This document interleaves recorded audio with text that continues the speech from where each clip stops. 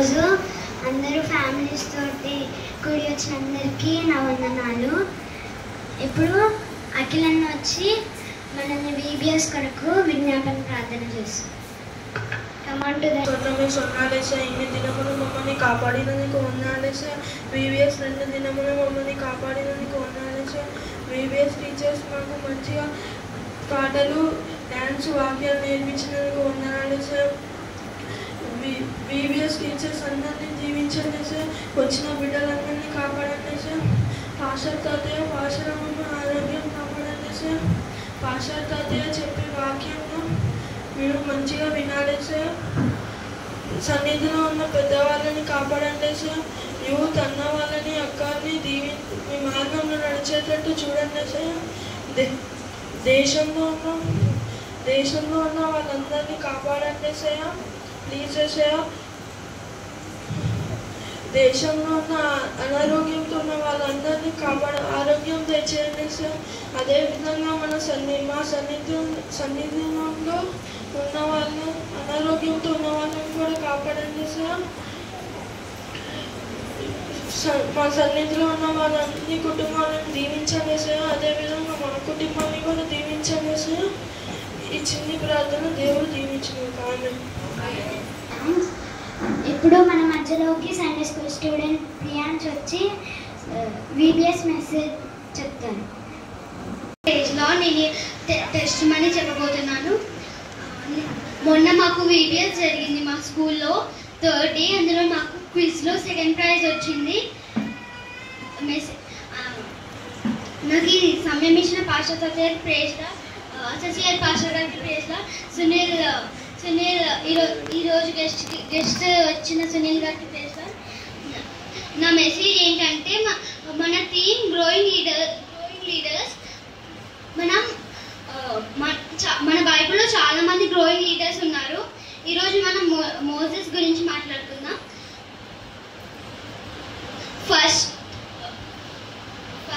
First ఈజిప్ట్కి king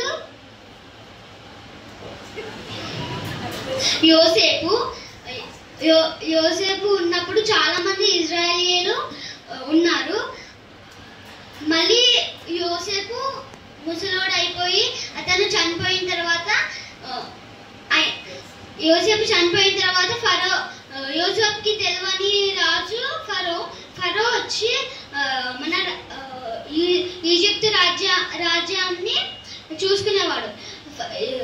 ఫరో ఏమనుకున్నాడంటే ఇజ్రాయేలీలు చాలా మంది ఉన్నారు, మనం ఇజ్రాయేలీలు ఎప్పుడైతే వేరే కంట్రీ వాళ్ళు మన మీదకి అటాక్ వస్తే ఇజ్రాయేలీలు కూడా వాళ్ళతోని మన మీదకి అటాక్ వచ్చి మనల్ని చంపేస్తారు, మనల్ని ఓడించి వాళ్ళు వెళ్ళిపోతారని వాళ్ళని చాలా కష్టాలు పెడతారు. ఒకరోజు ఏమనుకుంటాడంటే వీళ్ళు ఎవరెవరైతే మగ శిష్యులు ఉంటారో వాళ్ళందరినీ చంపేయాలని వాళ్ళ మనుషులకి ఆజ్ఞ ఇస్తాడు. అప్పుడు వాళ్ళందరూ వెళ్ళి చంపేస్తారు.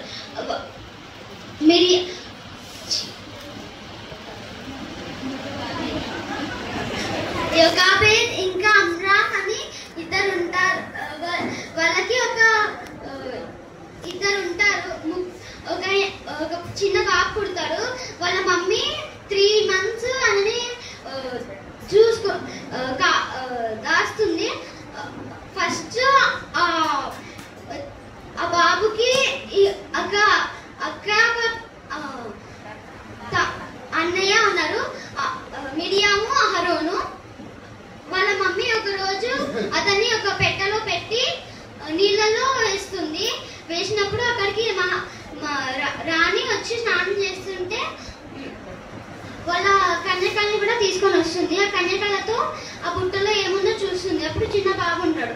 అప్పుడు మిరియాము వెళ్ళి రాణి మీకోసం ఈ చిన్నపిల్లని చూసుకోవడానికి కోసం ఎవరినైనా దాదిని తీసుకొని రావాలా అంటే సరే అని చెప్తుంది. అప్పుడు వాళ్ళ అమ్మని తీసుకొని వచ్చి చెప్పంగానే నువ్వు ఈ బాబుని చూసుకో, నేను నీకు రోజు డబ్బులు ఇస్తాను ఈ బాబుని చూసుకుంటే అని చెప్తారు. అప్పుడు బాబు పెద్ద తగ్గుతారు. వాళ్ళ మమ్మీ ఏమో ఆయనకి మోషే అని పేరు పెడతారు.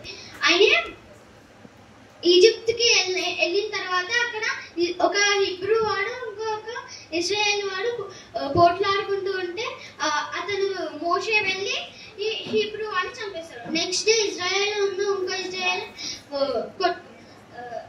పోట్లాడుతూ ఉంటే వాళ్ళని సమర్థిస్తామని వెళ్తే ఆ ఇజ్రాయేల్ ఏమనుకుంటాడంటే నువ్వు నిన్న హిబ్రూ అని చంపినట్టు మమ్మల్ని కూడా చంపేస్తావా అని అంటాడు. అప్పుడు ఇది రాజ్యం అంతా తెలిసిపోయిందని చంపేసేటట్టున్నాడు అని అనుకుంటారు. అందుకని ఆ రాజ్యం వదిలేసి మోషే వెళ్ళిపోయి ఒక బావి ముందు కూర్చుంటాడు. కూర్చున్నప్పుడు 7 అమ్మాయిలు అక్కడ మేకల్ని గొర్రెల్ని కాస్తూ ఉంటారు. అప్పుడు ఇంకో ఒక ఆయన గొర్రెల్ని పట్టుకొని వచ్చి మేమే ఫస్ట్ గొర్రెలకు నీళ్లు పెడతామంటే మోషే వాళ్ళకి వెళ్ళి వాళ్ళని తరిమేస్తారు. తరిమేసిన తర్వాత వీళ్ళు నీళ్లు పెట్టుకుంటారు. వాళ్ళు వెళ్ళినప్పుడు వాళ్ళ డాడీ రగియల్కి చెప్తారు ఇట్లా అయింది అని. చెప్తే రగియలు ఏమంటాడంటే మీరు ఆయనని నా దగ్గరికి తీసుకురండి అంటే తీసుకొని వెళ్తారు. తీసుకొని వెళ్ళినప్పుడు నేను నీకు నా చిన్న కుమార్తెనిచ్చి పెళ్లి చేస్తున్నా అని పెళ్లి చేస్తారు. తర్వాత ఆయన ఒక రోజు గొర్రెల్ని కాసినప్పుడు ఒక కొండ దగ్గరికి తీసుకొని వెళ్తారు. వాటిని తీసుకొని వెళ్ళినప్పుడు కొండ మీద ఒక పొద ఉంటది. ఆ పొద మండుతోంది.